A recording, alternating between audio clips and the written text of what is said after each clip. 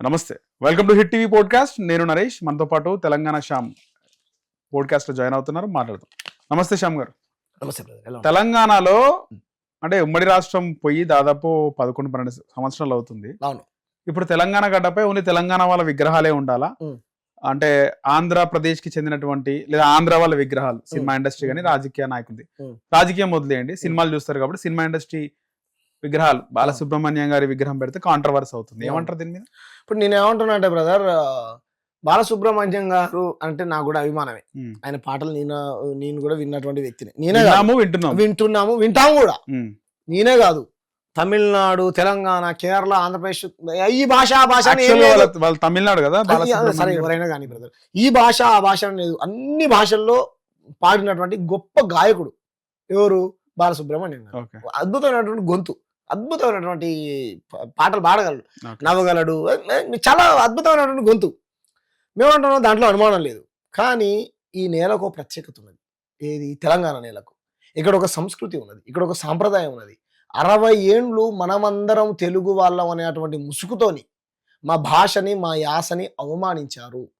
మా ఉద్యోగాలు, ఓకేనా, మా నియామకాలు, మా నిధులు దోసుకొని పోయారు అన్నటువంటి పేరుతోని ఈ తెలంగాణలో వందల వేల మంది ప్రాణ త్యాగాలు చేశారు, పాటలు పాడారు, ఆటలు ఆడారు, కేసులు పెట్టుకున్నారు, చచ్చిపోయారు. శ్రీకాంతాచారి అయితే వీళ్ళ అంటు పెట్టుకొని చచ్చిపోయేటప్పుడు అమ్మ నాన్న, Congress party, BJP party, TRS party, నువ్వో నేనో అని అనలే, ఏ తెలంగాణ అన్నాడు. అర్థమైందా? ఎందుకోసం అన్నాడు? ఆంధ్ర పెత్తందారుల పెత్తనం మా నేలపైన ఉండకూడదని. అంతేగాని ఆంధ్ర వ్యక్తులు కంప్లీట్ గా వెళ్ళిపోవాలని కదా. మా పెత్తనం మీ పైన ఉండకూడదు, అది మీ విగ్రహాలైనా ఉండకూడదు మీన్స్ గతంలో ఉన్నాయి, ఓకే సరిపోయింది అంతవరకే.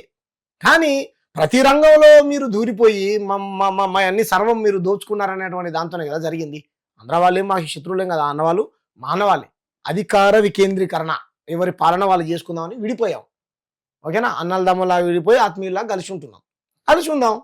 అంతేగాని చంద్రబాబు నాయుడు విగ్రహాన్ని తీసుకొచ్చి పెడతా, ఎన్టీ రామారావు విగ్రహాన్ని తీసుకొచ్చి పెడతా, బాలసుబ్రహ్మణ్యం విగ్రహం చెప్తున్నా. రేపు నువ్వైనా నేనైనా విగ్రహం పెడతా అంటే ప్రజలే ఇప్పుడు కమ్మలు అక్కడ ఓట్ల ప్రయోజనం, ఏ కుల పనులు ఉన్నారు, కుల రాజకీయం చేస్తా, ఆ ఓట్లు కమ్మలు కేవలం ఆంధ్ర కమ్మలు ఎందుకు పెడుతున్నారు, తెలంగాణ కమ్మలు పెట్టు.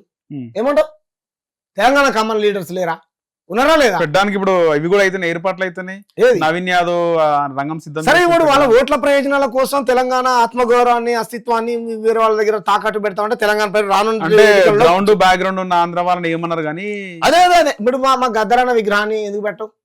మా కార్మికుల కోసం పనిచేసినటువంటి చాలా మంది నాయకులు ఉన్నారు. పీజీఆర్ గారు ఉన్నారు. ఆ పీజీఆర్ ఇంకా 10 పెట్టు. పీజీఆర్ గారు మేము వద్దనమా ఇంకా చాలా మంది ఉన్నారు కదా. మా శ్రీకాంతాచారి విగ్రహం అది కూడా ప్రజలు పెట్టుకున్నారు, ఆయన పెట్టలే. ఉన్నటువంటి భరతన్న అని ఉంటాడు, ల్యాండ్ కేటాయించింది 3 ఎకరాలు. సరే, ఎవరైనా భరతన్న అని ఉంటాడు. భరతన్న చాలా మంచోడు అన్న, కాంగ్రెస్ పార్టీలోనే ఉంటాడు అనుకో. గద్దరన్న పట్ల ప్రేమతోని పెట్టించాడు. భరతన్న అని ఉంటాడు, చాలా మంచోడు భరతన్న. ఆయన పెట్టాడు. తెల్లాపూర్ లో పెట్టడానికి కారణం ఇప్పుడు అక్కడ గద్దరన్న అభిమానులు, లేకపోతే అక్కడ ఉన్నటువంటి ఈ భరతన్న ఎవరు, వాళ్ళ కుటుంబ నేపథ్యం అంతా మంచి సామాజిక స్పృహ కలిగినటువంటి వ్యక్తులు. భరతన్న గాని, వాళ్ళ ఫ్యామిలీ గాని, వాళ్ళ కుటుంబ సభ్యులు గాని నిరంతరం అక్కడ ఎస్సీ, ఎస్టీ, బీసీ, మైనారిటీ ప్రజలకు అండగా ఉండేటువంటి వ్యక్తులు. గద్దరు వాళ్ళ కోసం పనిచేశాడు అనేటువంటి దాంతో ఆయన మీద పెట్టుకున్నారు. అంతే తప్ప రేవంత్ రెడ్డి గారు మేము ఏమంటున్నాం అంటే, నువ్వు నిజంగా పెట్టాలనుకుంటే కనుక గద్దరన్నది పెట్టు అధికారికంగా. నిన్న చనిపోయినటువంటి మన తెలంగాణ ఆయనతమ్మని రాసినటువంటి అందశ్రీ గారిది పెట్టు, గూడ అంజనది పెట్టు, మా శ్రీకాంతాచారిది పెట్టు, మా బెల్లి లలితక్కది పెట్టు. ఇంకెంతమంది అమరులయ్యారు, 7 మంది ఉన్నారు విద్యార్థులు. మా కానిస్టేబుల్ కృష్ణది పెట్టు, మా నాగరాజుది పెట్టు. ఇట్లా వందల వేల మంది ఉన్నారు కదా. నువ్వు ఆంధ్రలో పాటలకు మ్యూజిక్లు కొట్టాలి, ఆంధ్రలో పాడిన వాళ్ళు. ఏందండి ఇది? తెలంగాణ ఇండస్ట్రీలు ఉండదంట, ఆంధ్ర ఇండస్ట్రీలు ఉంటుందంట. తెలుగు ఇండస్ట్రీ ఎందుకుంటే తెలుగు ఇండస్ట్రీ మొత్తం ఆంధ్ర హీరోలే. ఎందుకు? వాళ్ళ కొడుకు, వాళ్ళ బిడ్డ, వాళ్ళ మనవాడు, వాళ్ళ ముని మనవాడు. ఇక మా తెలంగాణలో హీరోలు లేరు, పెరగాలి కదా. మేము దాన్ని కూడా వ్యతిరేకిస్తాం. తెలంగాణ హీరోలు రావాలి, తెలంగాణ హీరోయిన్స్ రావాలి, తెలంగాణ మ్యూజిక్ డైరెక్టర్ రావాలి, తెలంగాణ ఆటగాళ్ళు రావాలి, తెలంగాణ పాటగాళ్ళు రావాలి, తెలంగాణ నటీనటులు రావాలి. మా ఇండస్ట్రీలో మాకు ఉండాలి కదా, మేము గౌరవిస్తాం. ఇంకెన్ని రోజులు ఇది చెప్పండి? ఏం దుర్మార్గం? ఆంధ్ర హీరో, మన సినిమా రిలీజ్ అయింది, ఆంధ్ర హీరోనా? ఆంధ్ర హీరో అని ఒక cinema Andhra king. Andhra king అని రాసి తెలంగాణలో ఆంధ్ర కింగ్ ఏంటంటే నాకు అర్థం కాదు. మేము తెలంగాణ కింగ్ అన్నాడు రిలీజ్ పెట్టమా కాదు కదా. కాబట్టి మేము చూస్తున్నాం కదా, ఇంకే ఆధిపత్యమైన చేస్తాం. చంద్రబాబు నాయుడు కనుసనల్లో పనిచేస్తా, గతంలో ఆయన స్నేహం చేసినటువంటి అనుబంధం ఉంది కదా నాకు అని చేస్తే రేవంత్ రెడ్డి గారు చూడండి తెలంగాణ ప్రజలు చాలా చైతన్యవంతులు. మంచో చెడో మీకు అధికారాన్ని ఇచ్చారు. మీరు సెక్యులర్ పార్టీ అని కాంగ్రెస్ పార్టీ మీద ఉన్నటువంటి ప్రేమతోనా లేకపోతే కేసీఆర్ మీద వ్యతిరేకతోనా ఏదో రకంగా మీకు అధికారాన్ని కట్టబెట్టారు ప్రజలు. మీరు సేవ చేయండి. ఆయన ఏమో లక్షనాగలు పెట్టి దున్నిస్తాడు. ఈయన తెలంగాణ ప్రజలందరూ ఇది చేశారు. లక్షనాగలు పెట్టి దున్నిస్తాన దగ్గరికి ఈయన పోయి సోపత్ చేసుకుని రామోజీరావు గారు లేకపోతే ఆయన మంచి ఛానల్ మంచి పేపర్ అని చెప్పుకుంటూ ఈయన వచ్చాడు. తెలంగాణ ప్రజలు పచ్చళ్ళు అమ్ముకుంటూ వచ్చారు. వాళ్ళు మాకు పాలకులై కూర్చున్నారని పాటలు రాసిరు. ఇక్కడ ఉన్నటువంటి రచయితలు వాళ్ళ దగ్గర పోయి అంటే మీ అవసరం తీరిందా ఉద్యమం చేసేంత వరకేమో దొంగ దొంగ దొంగ దొంగ. ఉద్యమం అయిపోయిన తర్వాత ఇద్దరు కలిసి ఆ పాలమల్లారెడ్డి ఒక దొంగ, వాళ్ళ కొడుకు పచ్చిలంగా అని ఈయనే అన్నాడు. ఎవరు? రేవంత్ రెడ్డి. రా రేవంత్ చూసుకుందాం అని ఈయన తొడలు కొట్టినా లేదా? సరే నేను అనదలుచుకోలే మాటలు, కానీ ఆయన అన్నదే మీరే అన్నారు. చూడండి తెలంగాణ ప్రజలం అవుతుంది. మళ్ళీ పోయి అలా పెళ్లిళ్ళకు పేరంటాలకు పోయి అక్షంతలు వేసి ఆశీర్వాదాలు తీసుకుని కడుపు నిండా తునుకలు బీరు బిర్యానీ తిని వస్తాడండి రేవంత్ రెడ్డి.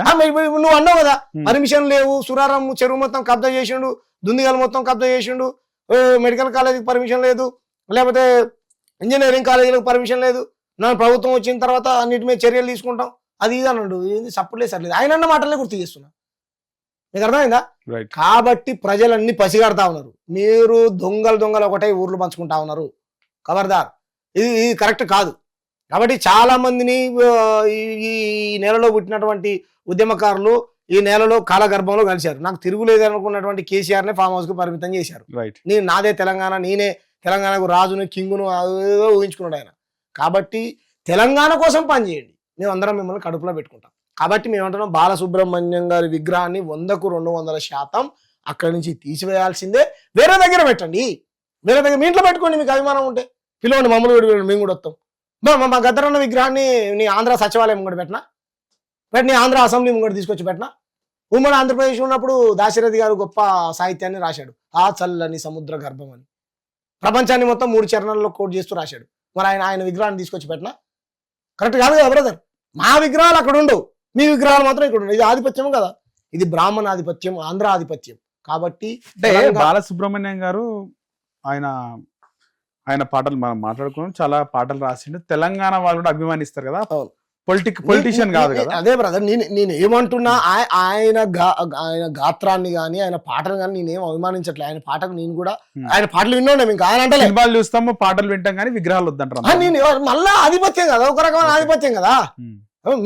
అంటే గౌరవం అనుకోవచ్చు కదా. అంటే గౌరవం అయితే ఇంటికి పిలిపించుకొని 1 కోటి రూపాయలు తెలంగాణ ప్రజలు 4 కోట్ల మంది తలా రూపాయి వేసుకొని 4 కోట్లు ఇద్దాం. ఏమంటావు? విగ్రహాలు వద్దంటారు. అది కాదు, ఇప్పుడు అదొక ఇది కదా. నిజాం ఉండే ఆనవాళ్ళు ఉండే, ఇంకో బ్రిటిష్. ఒకవేళ బాలసుబ్రహ్మణ్యం గారిది పెట్టినా కూడా తెలంగాణ వాళ్ళు కూడా సమానంగా పెట్టాలంటారా?